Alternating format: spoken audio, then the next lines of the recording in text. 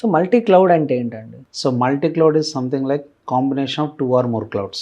So జనరల్గా single cloud ఉంటుంది, multi cloud ఉంటుంది. ఓకే. ఇంతకుముందు ట్రెడిషనల్ వే ఏం చేసేవారంటే వాళ్ళ క్లౌడ్స్ సర్వర్స్ అన్ని సింగిల్ క్లౌడ్లో డిప్లాయ్ చేసేవారు.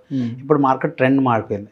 చాలా కంపెనీస్ సింగిల్ క్లౌడ్ స్ట్రాటజీస్ నుండి మల్టీ క్లౌడ్ స్ట్రాటజీ మూవ్ అవుతున్నారు. ఓకే. సో డెఫినెట్గా మార్కెట్ అంతా మల్టీ క్లౌడ్ వెళ్తుంది కాబట్టి the students who are coming in to the market right definitely వాళ్ళు మల్టీ క్లౌడ్ నేర్చుకుంటేనే జాబ్స్ వచ్చే పరిస్థితి అయిపోయింది. ఓకే. ఎలాంటి కంపెనీస్లో జాబ్స్ వస్తాయండి? జనరల్లీ స్టార్ట్అప్ కంపెనీస్ నుంచి టాప్ MNC కంపెనీస్ వరకు మల్టీ క్లౌడ్ స్ట్రాటజీస్ ఉన్నాయి.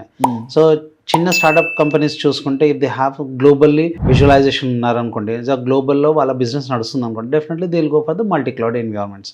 అలానే MNC కంపెనీస్ ఎంటర్ప్రైజ్ అప్లికేషన్స్ అన్ని మల్టీ క్లౌడ్లోనే డిప్లాయ్ అవుతున్నాయి. డెఫినెట్గా అదే మార్కెట్ చాలా ఉంది. క్లౌడ్ కంప్యూటింగ్ అంటే అండి?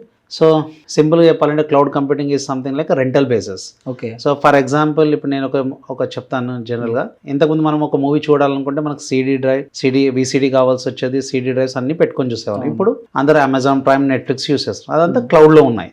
సేమ్ వే ఇప్పుడు సర్వర్స్, స్టోరేజ్, నెట్వర్క్స్ కూడా అంతా ఏం చేస్తామంటే over the internet we use their services and we pay rent accordingly.